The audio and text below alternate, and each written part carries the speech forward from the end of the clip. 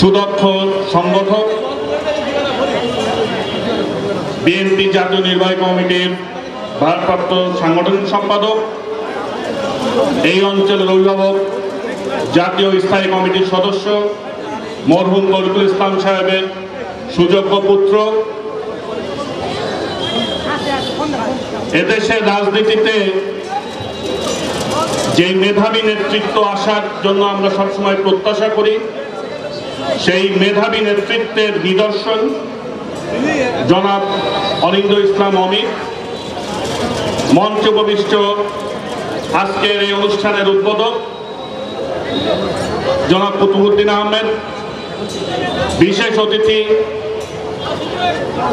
সাবেক সংসদ সদস্য, বিএনপি জাতীয় নির্বাহী কমিটির অন্যতম সদস্য বীর মুক্তিযোদ্ধা জনাব অধ্যাপক শহীদুল ইসলাম, মঞ্চ উপবিষ্ট জাতীয় নির্বাহী কমিটির সদস্য জনাব রেজা আহমেদ বাচ্চু মোল্লা,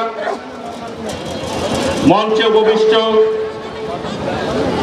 কুষ্টিয়া জেলা বিএনপির সুযোগ্য সদস্য সচিব জনাব ইঞ্জিনিয়ার জাকির হোসেন সরকার,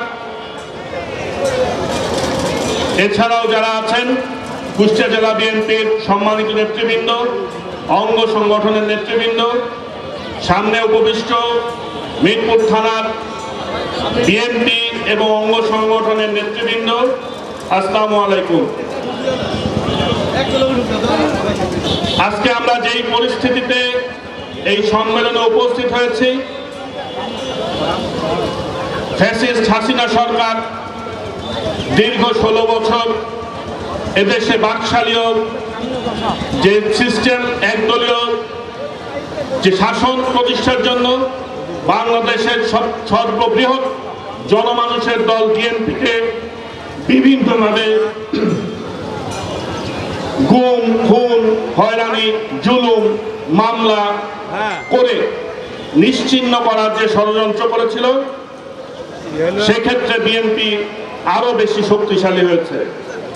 সেই শক্তিশালীর জায়গা থেকে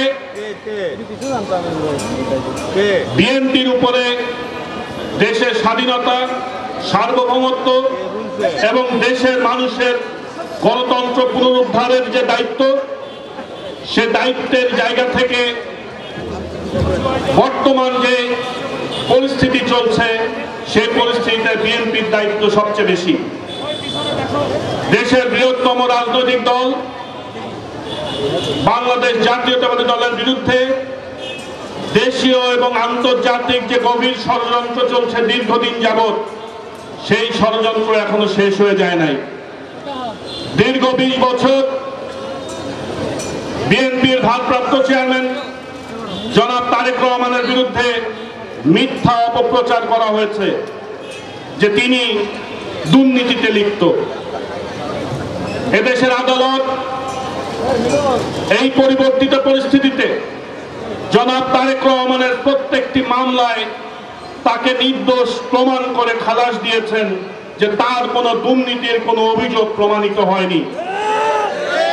দেশনেত্রী বেগম খালেদা জিয়ার বিরুদ্ধে যে মামলাগুলো করা হয়েছিল, সেই মামলাগুলো পর্যায়ক্রমে দেশের আদালত খালাস দিয়েছেন, তার বিরুদ্ধে দুর্নীতির কোনো প্রমাণ পাওয়া যায়নি।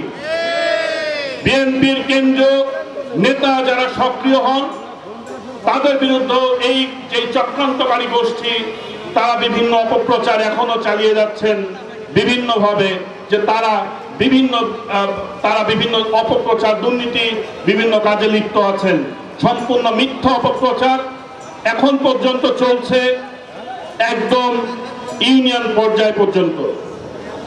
এই পরিস্থিতিতে যখন আমরা কুষ্টিয়া জেলায় এর আগে একসাথে 3 জন 4 জন হাঁটতে পারতাম না, যখন এদেশের মানুষ, বিশেষ করে বিএনপি নেতাকর্মী রাতের পর রাত পাট ক্ষেত, ধান খেতে জীবন পার করেছেন, হাজার হাজার মামলা হয়েছে, আজকে আমাদের মনে করলে চলবে না যে আমাদের সুদিন চলে আসছে।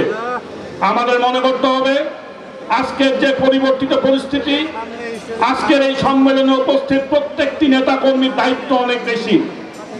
সামনে যে আন্দোলন আসছে, যে নির্বাচনের যে প্রক্রিয়া আমরা দাবি করছি, সেই নির্বাচন এবং গণতন্ত্র প্রতিষ্ঠার জন্য, দেশের মানুষের গণতন্ত্র প্রতিষ্ঠার জন্য যে নির্বাচনের দাবি আমরা করছি এবং বলেছি, দলের যদি সুদিন আসে, যদি দেশের মানুষ যদি কখনো বিএনপিকে নির্বাচিত করে, তখন এখানে উপস্থিত প্রত্যেকটি নেতাকর্মী আমরা যারা প্রত্যাশা করি যে ইউনিয়ন পরিষদের মেম্বার হব, চেয়ারম্যান হব, মেয়র হব, উপজেলা চেয়ারম্যান হব, এমপি হব, আরো যত পদ আছে সেখানে যাব, তাহলে আগে সবার আগে সব ভেদাভেদ বলে আগে দলকে ঐক্যবদ্ধ করতে হবে।